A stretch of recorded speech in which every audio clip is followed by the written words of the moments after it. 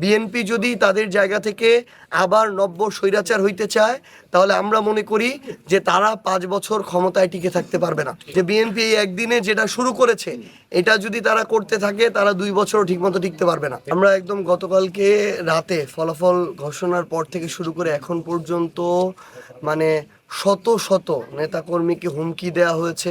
এমন অনেকেই আছে যারা মানে ব্যক্তিগত নিরাপত্তার কারণে এই কথা চিন্তা করে এখন বাড়িতে থাকতেছে না, এবং এমন অনেকেই আছে যারা শত শত নেতাকর্মী সকাল থেকে এই জায়গায় চলে আসছে।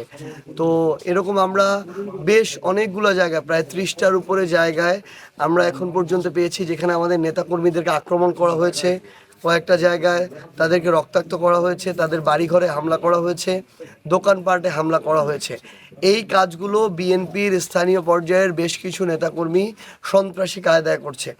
আমরা যেই জিনিসটা চেয়েছিলাম যে একটা নির্বাচনের পরে যারাই নির্বাচনে বিজয়ী হোক না কেন তারা তাদের জায়গা থেকে বাংলাদেশের পুরনো রাজনৈতিক যে নোংরা কালচার, প্রতিহিংসার রাজনীতি, এটাকে ছুঁড়ে ফেলে দিয়ে তাদের জায়গা থেকে আবার একটা সুন্দর গণতান্ত্রিক উপায়ে রাজনীতি করবে। যার যেটা দল, যার যেটা পছন্দের প্রার্থী সে সেখানে রাজনীতি করবে। কিন্তু আমি আজকে বিজয়ী হয়েছি মানেই আমার আর কোনো প্রতিপক্ষ থাকতে দিব না, প্রতিপক্ষকে আমি আক্রমণ করব, রক্তাক্ত করব, মিথ্যা মামলা দিব, হুমকি দিব। এটা হচ্ছে স্বৈরাচারী চরিত্র।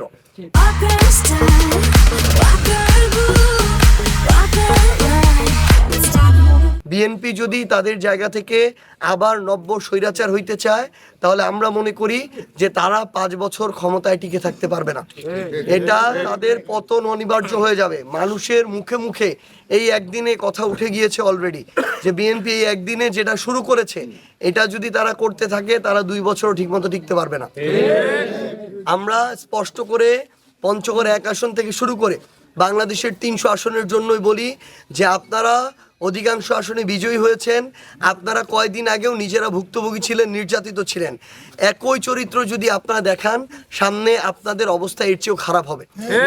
আমরা আপনাদেরকে একদম আহ্বান করি আপনারা আপনাদের রাজনীতি করেন, আপনাদের নেতাকর্মীদেরকে নিয়ে করেন। আমাদের যারা নেতাকর্মী আছে, শুভাকাঙ্ক্ষী আছে, আমরা তাদেরকে নিয়ে আমাদের জায়গা থেকে আমরা আমাদের রাজনীতিটা করি।